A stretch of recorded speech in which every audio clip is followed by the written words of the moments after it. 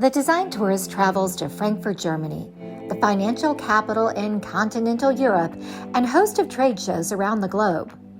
We'll explore the city's complicated history and fascinating culture through its legacy shaped by war and commerce. So here is my itinerary. I fly into Frankfurt International Airport to explore a city that is, in my opinion, the most international in Germany, although you may think that distinction belongs to Berlin or Munich. Now, Frankfurt is a cosmopolitan city with an official population of 760,000 people. It has countless museums, art galleries, and the largest English-speaking theater in the UK among its many cultural assets. Frankfurt resides in the German state of Hessen, and after my visit there, I'll travel 30 miles north to the small town of Hungen in Hessen to explore its culinary legacy of cheesemaking. So let's get started.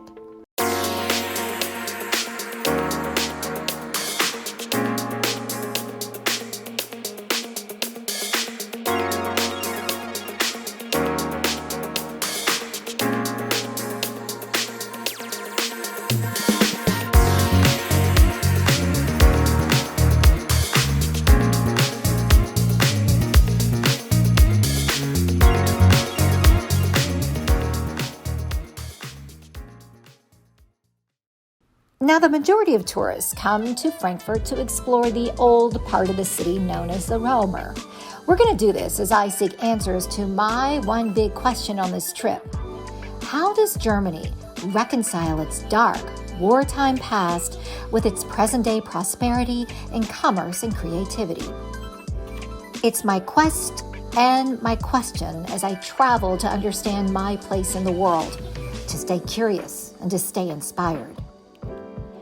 I meet up with my tour guide, David Jones, who is taking me on a walk around the Old Town.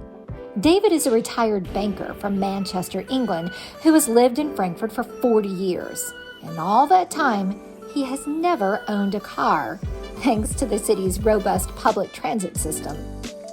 Along the way to the Old Town, we discover what's known as a stumbling stone. It's a small brass block embedded in the cobblestone sidewalk.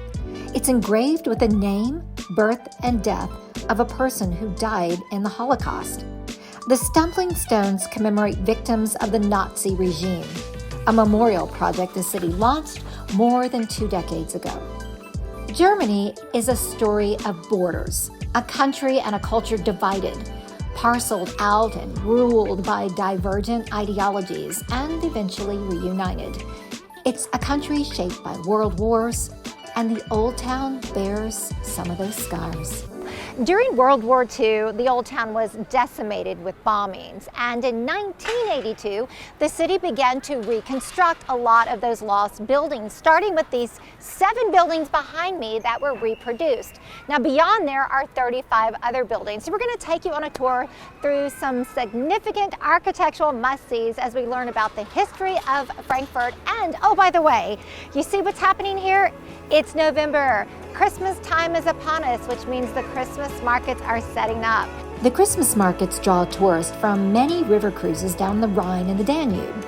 You can feel the anticipatory energy here as vendors set up their stalls, excited to return and sell their handicrafts after the cancellation of Christmas markets the previous year due to COVID.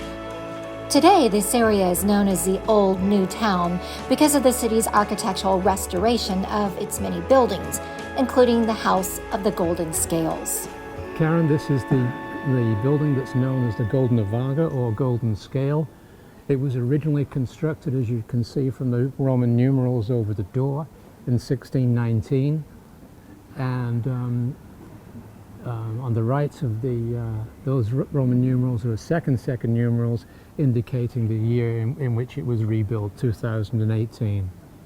So it belonged to the reason it's called the Golden Scale is because it belonged to a Dutch spice trader by the name of Abraham van Melum, and he constructed the original of the building in 1619. It stayed here from 1619 all the way through till 1944, when, as was the majority of the old town, it was destroyed. On the 22nd of March 1944, which was the major attack on the city, the real aim was to burn down the old town using incendiary bombs. Wow. And that's exactly what they did. We walk up to the rooftop to get a bird's eye view of the old town, including the Cathedral of St. Bartholomew, where coronations of emperors took place, a total of 10, from 1562 to 1792. It started in 13th, 14th century and more or less completed only as you get into the 19th century. In the 19th century, it was then badly damaged by a fire. And in the Second World War, it survived unscathed. The Gothic Frankfurt Cathedral, with its Renaissance frescoes, anchors the old town. Cobblestone streets lined with half-timbered buildings create a storybook ambiance. The Romer is located opposite of the old St. Nicholas Church and has been the city hall of Frankfurt for over 600 years. Next, we visit the archaeological remains of a former Roman settlement and an imperial palace dating back to Carolingian times. They were discovered during the excavation work after World War II. After the Second World War, excavations were taking place in this area, and they discovered these Roman ruins there. And for many years, they were left outside. So when this project was initiated to reconstruct the old town, it was decided to also do something with the Roman ruins. And that's exactly what's happened. They've built this magnificent housing for the ruins. When we come back, we'll explore the links between Frankfurt's culinary and cultural legacy. One of the things that impressed me most as I was traveling throughout Germany was how each city and village had its own distinct traditions, and they were so eager to share them with us. In Frankfurt, it was the simple pleasure of drinking apple wine. It's locally grown and produced, and it's served in a stoneware pitcher that looks like this pillow, which was gifted to me by the Frankfurt Tourism Department. And I have this cute little pillow sitting on my shelf as a reminder of all the charming things we experienced in Frankfurt. While exploring Frankfurt's Old Town, we stopped for lunch at the apple wine restaurant Wagner. Its namesake comes from Frankfurt's signature drink, apple wine. The cider-like beverage is a local favorite, served from a stoneware jug and a diamond-patterned glass. You can drink it pure, or you can mix it with sparkling mineral water. Now here's a fun fact. Frankfurt has the largest concentration of apple wine producers and apple wine pubs. These cider taverns populate the city and are definitely a must for the foodie traveler. After lunch, we continue our walk through the old town, ending up at the Romberg Square, where the city's past and present-day view converges in a backdrop of skyscrapers and half-timbered buildings. Frankfurt's Christmas market opens in just a week, and it's one of the oldest in Germany, founded in 1383. And of course, if you are here during the holidays, you have to try Glühwein. It's synonymous with the Christmas markets. And oh, by the way, it happens to be Chris, my videographer's absolute favorite bevy. And Dave is going to treat us. Absolutely. Cheers. Cheers, of course. Oh, with a souvenir mug as well. Cheers to you, Chris.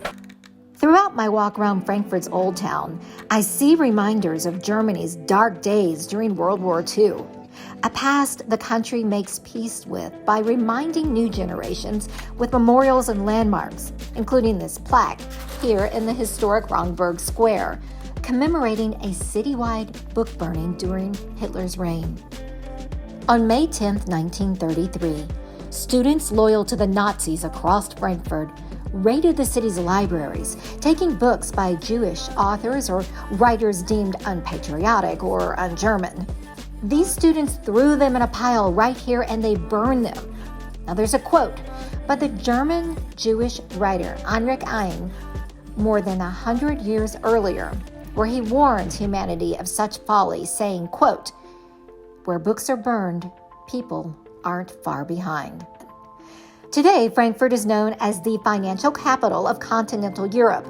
It's a distinction the city proudly displays on its landmark Euro sculpture with its yellow stars that stand for the present-day European currency, established January 1st, 2001. Frankfurt's place in global commerce is that of a trading center rather than a manufacturing center. It's home to the German Stock Exchange, the European World Bank, and Messe Frankfurt, the world's largest trade fair, congress, and event organizer with an 800-year history. Other cultural attractions to explore include more than 40 museums, such as the world-famous Städel Museum, featuring a selection of European art spanning 700 years, and the Schieren Kunsthalle for its modern and contemporary art. Performing arts attractions include 60 theaters and independent theater groups, and one of Europe's most significant opera houses. I didn't have time to see it all, so I will certainly return. So here's my takeaway from my visit to Frankfurt. There's this romantic storybook notion of Germany that exists alongside its dark stain, this idyllic and imperfect Frankfurt that embodies the contradictions and complexities of human nature in its architecture, economy, and culture. After the break, we'll continue our travels across the German state of Hessen with a visit to Hungen, once a thriving shepherd's village known for its legendary handmade cheese. It's located just about a half-hour drive northeast of Frankfurt. Now, the state of Hessen has its own cheese tradition. It's a soft cheese that's mainly produced regionally according to age-old secret family recipes. Now, to learn more, we head to the village of Hungen to meet with a master cheesemaker. We're in the town of Hungen that is known as the Shepherd's Village. It has a legacy of raising sheep. And if you visit, you absolutely must stop off at the cheese shop and restaurant here. It has its own dairy and its own cheese maker. Now, before we start our tour, let's just get this out of the way. How do you pronounce the name of your establishment in German? Hungener Käsescheune. I couldn't have said it better myself, and I'm not even going to try. Hungen is known as a shepherd town. The Hessian Shepherd Festival is held here every 2 years, and in addition, a city shepherd is employed who moves through the district with his flock of sheep and contributes to the maintenance and the landscape. Okay, these are adorable. I think I feel a selfie coming on. Should we sit? Yes. Okay, this is great. This is great selfie. All right, ready? Sit on your sheep and say 1, 2, 3, sheep. Sheep. Well done. Okay, so now I think we should get some cheese. Yes. Let's do it. Yes, let's do it. Next, I meet up with Roland, the master cheesemaker, and we tour the cellar, admiring 800 handmade regional kinds of cheese, including a cheese made with apple wine, that popular Frankfurt drink. So every 2 days, you bathe the apple wine cheese in apple wine. That's a lot of love and care that goes into cheese making.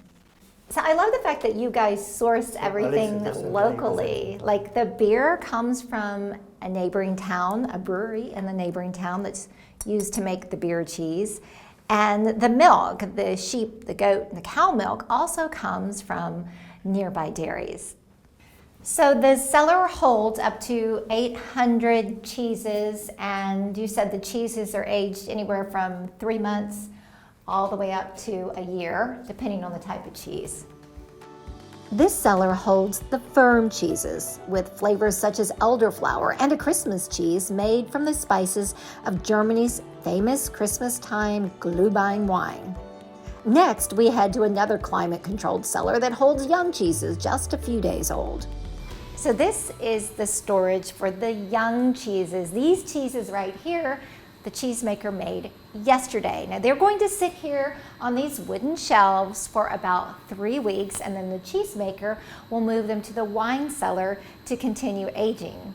Here, the cheesemaker bathes his cheeses in this 7-year-old salt water solution. So I learned about the secret ingredient to great cheese. It's actually a salt bath And here, this salt bath is 7 years old, which is super important because the cheesemaker says the older the salt bath, the better tasting the cheese. So this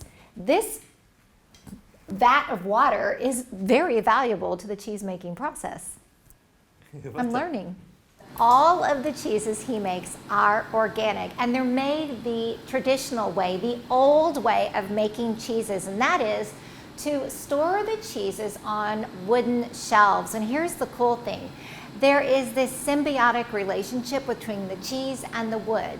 So the cheese, when it releases its juices, the wood absorbs it.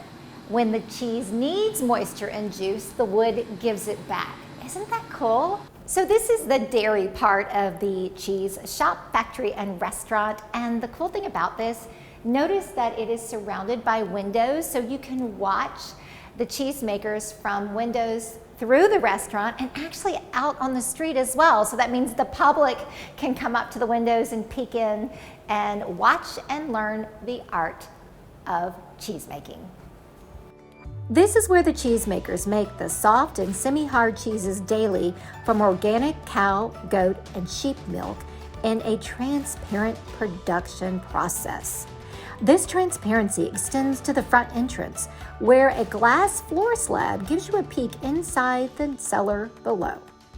The cheesemaker says that when he makes the camembert, he has to turn it 5 times. Now, he used to do this by hand, which you can imagine is pretty time consuming. Now he has a machine. So he rotates the camembert once every 30 minutes. And that drains the water from the camembert and gives it that luscious, rich, savory taste. The Käseschuhen Hungen sells its handmade cheeses in a shop next to the factory, so I stock up on many flavors for my car picnics as I travel across Germany. Thank you.